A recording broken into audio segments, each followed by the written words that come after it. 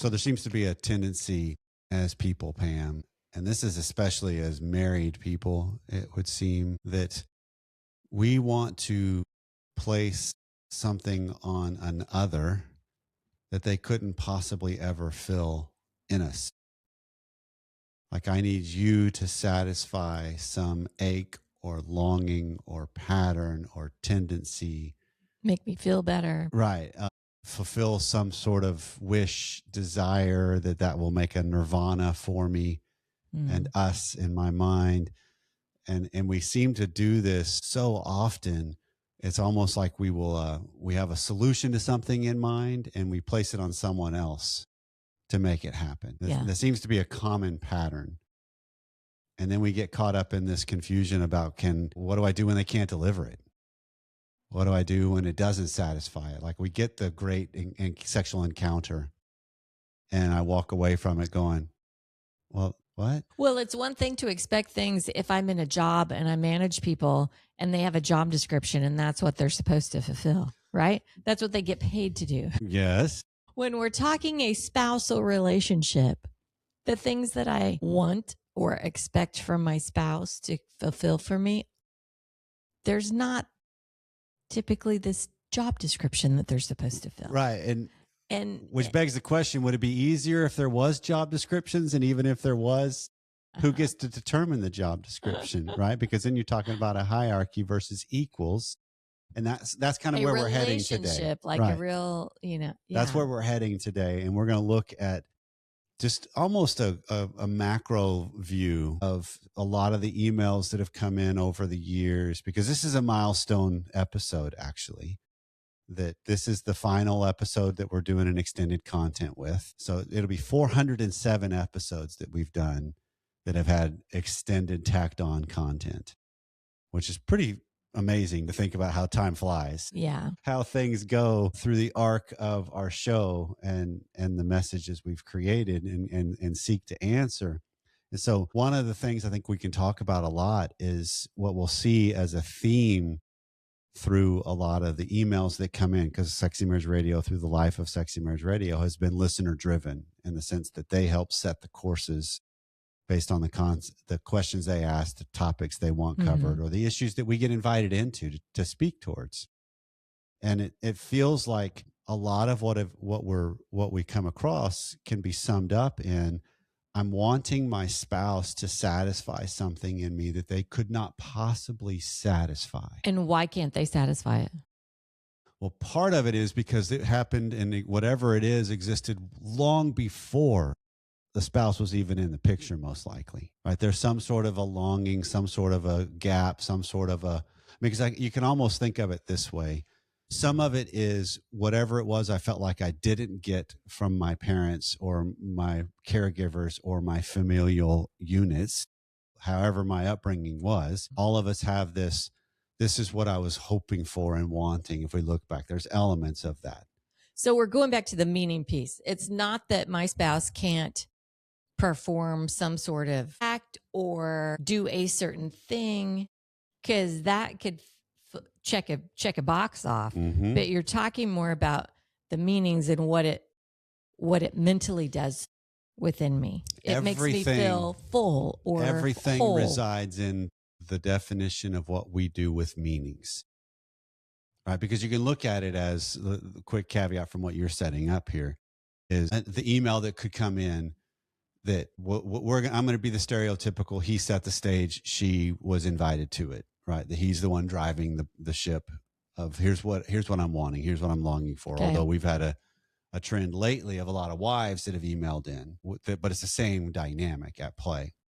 And so, but he sets the stage, they have an encounter sexually, and he walks away wondering, was she really involved, or did she just do it because that's what he wanted? Right. And that's the precariousness of, we will place it on her to satisfy something that there's no possible way she can for him to that depth. And a lot of that is fueled from something deeper and that has a longer history than their relationship, because it started most likely, or the germination of it began in some ways, and then it could have taken shape later in other relationships, but it begins way, way young most of the time because of the environment in which we were born into. And so it creates this scenario of either, and I'm being very, very simplistic with this statement, we will either seek to rectify and solve something we felt was missing or wrong in our upbringing, or recreate what I felt was great that I got from a parent that no one else could ever possibly give like the parent did. Because the crux of all of that is there's a power discrepancy that happens when we're first born. And now when you start getting into the adult free will choice relationship dynamic, where there's a lot more equality, it creates a completely different paradigm where now there's no longer job descriptions of here's what you should be as my wife. Although we still have that running underneath our systems of here's what I think you should be, babe. Oh, absolutely. We have kind of assumptions about what should happen, expectations. Right. And so what happens then is realizing that a lot of times these questions get phrased that we hear is they're very, very thoughtful. They're well worked out, and they've done some good work on clarifying, particularly people that have been a part of the nation for a long time, and they've heard this framework of, okay, what's going on with me? Like the Academy coaching call that was just last night from the time we're recording this.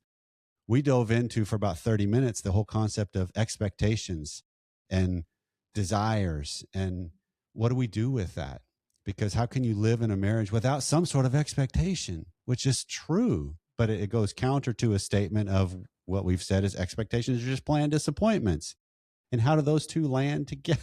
Yeah. Doesn't mean you shouldn't have them, but you very well may get disappointed. Right. But it still keeps coming back to the main idea of there's real work that's been done, but yet I'm still wrestling in my marriage on, is this satisfying what it is I'm longing for or desiring or seeking to create? Which, where I want to land today with this episode with you is just talking about how it's not about another person to fulfill it as much as it is me to settle myself in the gap and in the dynamic of it may not be fulfilled. If you have a biblical worldview, it won't be fulfilled in a fallen world. Yeah, not here on this earth. Right. That is what's promised with heaven. Like I was just listening to a book that was fantastic talking about healing. And he took the stance of the global arc of healing is everyone will be healed that are believers. It just may not be here in the fallen world. Yeah. But how do we rest in that dynamic and that struggle? Because even that's disconcerting to think about. Yeah. And so when you look at it, that what needs to exist in this dynamic better is realizing the vulnerability that's required to really wrestle with this in real time alongside someone else that is doing the same thing. Because if you look at the flip of this dynamic, the wife that's got stuff placed on her to try to satisfy in him that she couldn't possibly satisfy is being asked to wrestle with things in her life that she can't possibly solve either. Right? She's being asked to participate in or invited to something that's like, okay, but if I do, will that be enough? Can I even, I mean, we hear this a lot of the enoughness. Am I enough? Yeah. Right. And so what matters is what do you do when you look at the arc of your marriage to where you see your spouse is showing up? They are engaged. And yet you're still wondering, you're still looking back and wait, what was that? I mean, I look at our arc for me. This has been absolutely true in my relationship with you. I get some times where I start second guessing, I start criticizing or critiquing in my head. I start wondering and questioning. And what I really need to do is look at it as, hey, what's going on with me and how I can't receive and settle myself with what is too, because I can totally miss what is because I'm holding out for what I think would be this nirvana or this whatever. And the clinical frame of this is a reflected sense of self. That's the clinical terminology. Okay. Where I'm looking for a reflection back to settle the concerns and the disconcerting things I've got in myself. And how does that work out typically? It becomes a loop that often either has to continue to increase because it can't ever satisfy something of my reflection that I'm hoping will get satisfied, or it becomes this dynamic I need to be more aware of, and what's fueling it underneath. That's the questions I need to ask myself better. Okay. Is how do I become more aware of what's the fuel of this thing for me? Is it what's really going on with me? How aware of me in the moment am I of these things? Because I can get so caught up, and our brain is so adept at reading a situation around us to cue how I'm living within it, rather than how am I really living within it? So the reflected sense of self, I think that deserves a little bit more explanation for those, you might have a first time listener. We've talked about this before, but people that haven't come to the getaways, people that haven't dove into it a little more, it's maybe not 100% clear to understand if it's the first time you're hearing it. So help us understand, maybe in a real world example, what that looks like. The easiest one is if I feel like I am a funny guy and I continually do things to try to elicit laughter, when the laughter comes, I feel even more funny. I feel even more confident in that aspect of me. Because other people are laughing. Because I'm getting confirmation and feedback. It's the feedback loop. But if they don't laugh. When they don't laugh is now when I start to get into I'll speak for me personally. I get into a fork in the road, a huge crossroads of either I have to amp things up and go a route that I think will get people laughing again, and because I want confirmation that I'm funny. And so I start pushing the envelope, crossing the line, continuing to just keep going and go. Every one of us knows these people or ourselves that are able to do this. Or I have to settle myself down and realize, yeah, but I really do think I'm still funny. And I have to believe that in myself when the world in that moment isn't confirming it. And you have to look at the moments you're in, and should I have tried to be funny in that moment? They're not going to laugh because that's wisdom. Yeah, right. That's wisdom. Where are we sitting right now? Character of being aware of my environment. But these are things that reflected sense of self is a marker and a dynamic of how we develop. And the whole goal that we believe in is we're trying to also from that build a solid sense of self. And we're gonna go back and forth between these two poles, if you will. Solid sense of self, meaning I'm not dependent on the spouse to boost me up and make me feel whole. I don't need confirmation and being liked to do what I deem is right still. I think of this in parenting. Like, what do you do when your kids really are at odds with you, but what you're doing you really believe in? And you can take the bait of, well, I'm so upset that they're upset with me, rather than, no, this is still for the good. This is still something I believe strongly in. That is a mechanism going on in all relationships.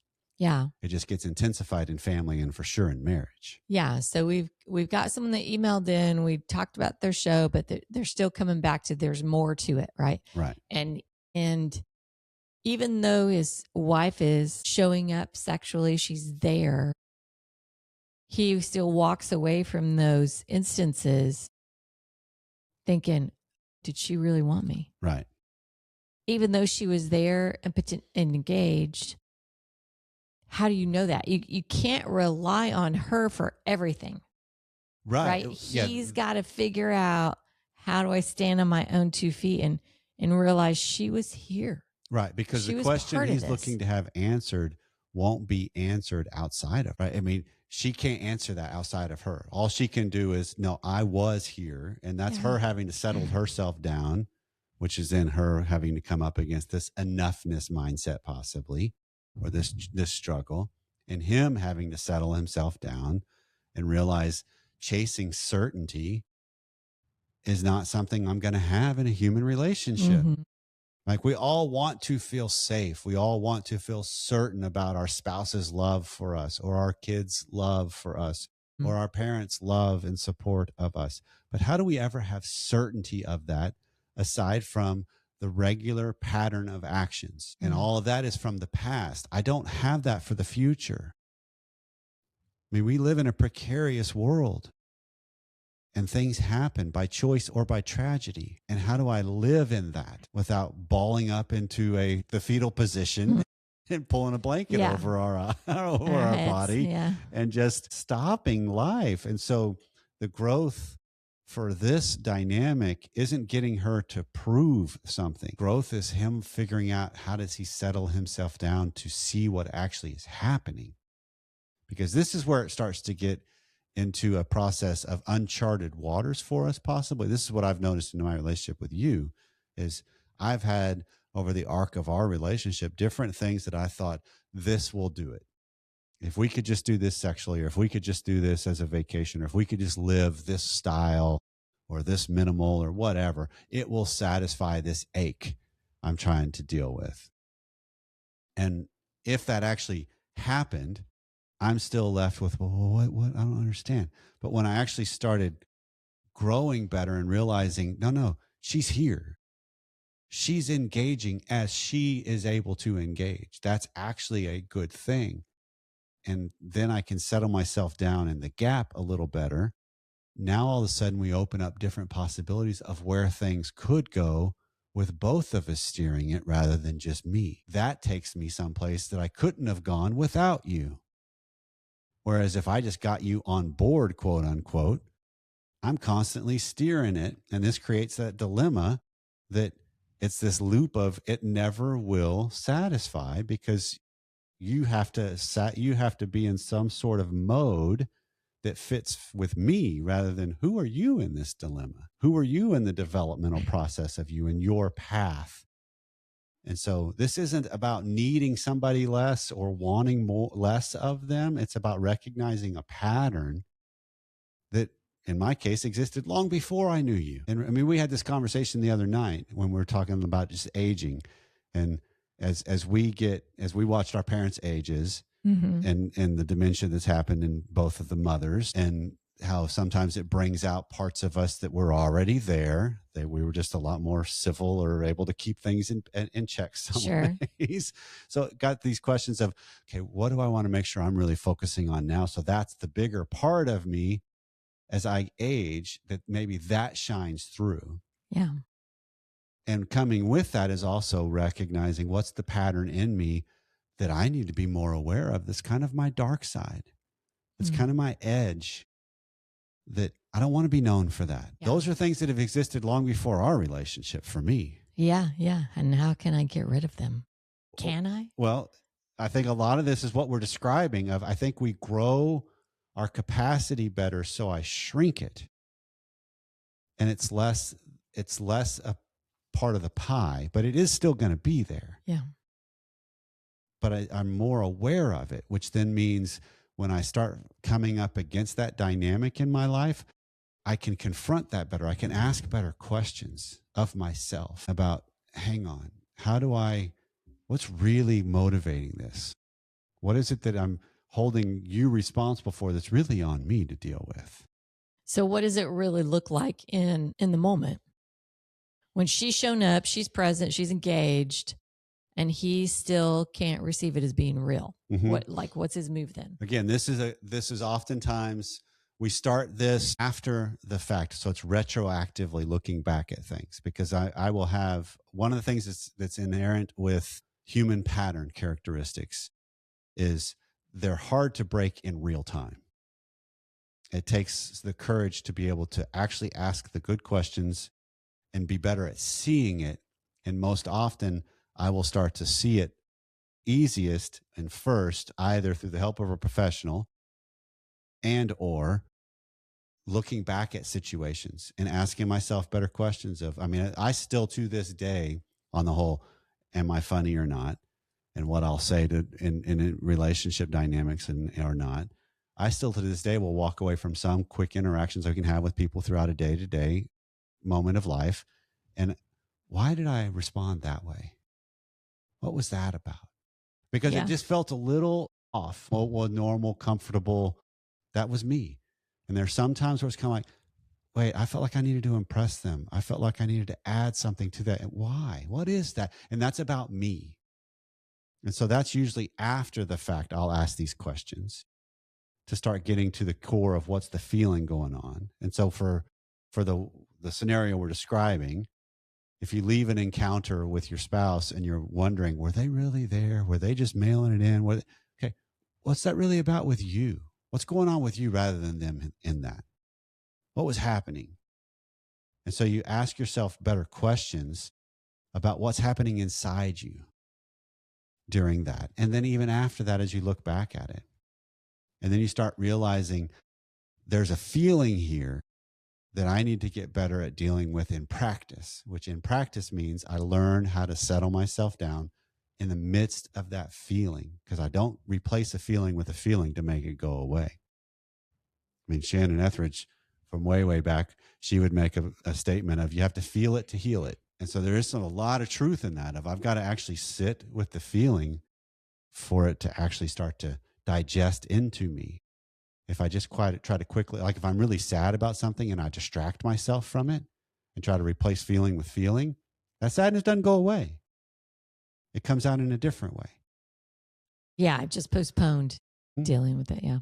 And so if I can learn how to settle myself down to actually feel things and do this repeatedly, then I start to handle myself better to where in the moment when I'm wondering, I'm going to be quicker to be able to go, hang on, look at where I am. Look at what's actually going on. Look who's with me. And now I'm just kind of starting to get much more engaged and inviting because I'm more present. Because if I'm constantly gauging you in some of these moments that I want you to fulfill for me, I'm not focusing on me either. Right? So it's this element of, wait, what if I start to bring myself better to a situation and I see how you join me?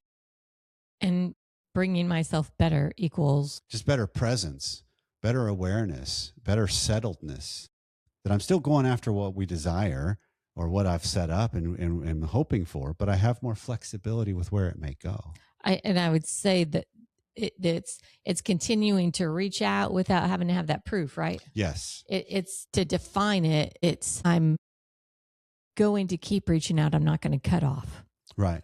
I'm going to keep pursuing what it is that the connection that I would like to have and stop making assumptions about her and what might be going on between her ears. Right. And let her speak up for herself in that situation. Right. And also get better at recognizing that I've got a partner that's doing hopefully the same thing alongside me.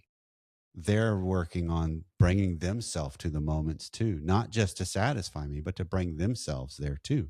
Yeah. And you can't force her to work on herself. No, but ideally, if you're doing it, lots of times that's what starts to get exposed over the long haul patterns. Yeah. Is it starts to become this, hey, I still feel like I'm the one that has to whatever for you. And it's like, hang on, what's really going on here? And that's the dynamic that plays out in a marriage. That's how we grow. Because typically one person really gets better at confronting themselves, which changes the dynamic. And then it makes the other person have to start looking at themselves, which then changes the dynamic. I got to get, I mean, that is the growth process of a relationship. And it's inherent in it. It just comes with the territory. And rather than all of the emphasis we will have, which that's what we'll talk about in the extended content, is some of these different ways that in theories that have come out that are trying to solve this dilemma that can't be solved. Like there's frameworks out there that are like, okay, well, if we can just get this, that'll make this ache go away. If we can just do it this way or see it this way or this frame, rather than, no, this is the process of becoming. Marriage in and of itself is self-development boot camp. It's the way I love to think of it. And sex is even more pressure cooked sometimes in that, because it requires us to have to deal with ourselves. And if I'm willing to do that, I get to create something I've been longing for, but I didn't even know. So how does he find something in himself? Right? How does he begin to work on this and do this when whatever he's looking for may have been around longer than she ever then he starts looking for patterns. That's the easiest way to describe it. Of, okay, if I can start to look at what are the things that are the meanings if I start asking better questions of, okay, what's the meaning behind why it is I want this, or why I set it up this way, or why I will pull back on this instance. I start looking at some of these different dynamics of how I orient to my life, and I can recognize a pattern. I can then start to trace that back into themes. And now I know the bigger things that really do push me. I mean, Carl Jung referred to these as our shadow motivations in some ways. So there's a very similar thread we're talking about here of, I'm very aware of my shadow motivations because I've done a lot of work in trying to uncover these things. You got to define what a shadow motivation is, because not all of us know what that means. So it's these things that are things I'm looking for from people to help me feel better about me. And the motivations are often, they can be very, very overt. And that's the ones that are like, these are the people that are off-putting, that are like, and you can just kind of tell they come across desperate, they come across needy, they come across manipulative. And if you take a step back, you can see it as, okay, I see what's really going on there. They need people to like them, and they're just blatant about it. It becomes a shadow motivation when I'm much more nuanced and sophisticated with the way, and I look like I'm more put together. But man, I still got some things in the shadows there pushing these things that if I'm not aware of them, they will start to drive the ship more than I need them to. I got my covert ops going on. That's it. The same kind of thing of them. Because one of mine is I want to be liked, and I want to be thought of as smart, and I want to be thought of as funny. That's my three big ones. And if I'm not aware of them in some relationship contexts, they'll run the ship, and I'll do things that aren't me. They're slightly out of character. They're slightly more nuanced, that aren't who I really want to be, to try to let people see who I really am. I start to become what I think they want me to be. That's the cycle that marriage reveals and family reveals. And the more I'm aware of that, like in these instances, like what we're talking about for the global of a lot of our emails, the more you're aware of this, the more you can actually confront, okay, well, I think what I was really going after there is I was trying to be funny, and that's about me. I was insecure here. I was scared here, and I start to just realize these are real human things. Because you could actually join me on, I was a little sad about that. Well, I was too. All right. Well, now we just joined. But if I was hidden and unaware of that, I had something else pushing me that I thought would solve it, but it won't. Then we create real partnership. And the whole goal then becomes, it's how do we find two people that are concurrently growing and loving and evolving, which that's marriage at its best. That's the arc of the people that have been a part of Sexy Marriage Radio for a long time that we've had the privilege of seeing. They are different people as they have evolved and grown and challenged themselves. Yeah. And they can see it as such, like, man, look at what we're capable of now. Look at what could be coming now, rather than we feel like we're constantly stuck. And so the goal then just becomes, this isn't a technique. This is just a process. This isn't, here's the key, other than how am I looking at things and living in the world of the meanings? Because that's the area I get a chance to really grow.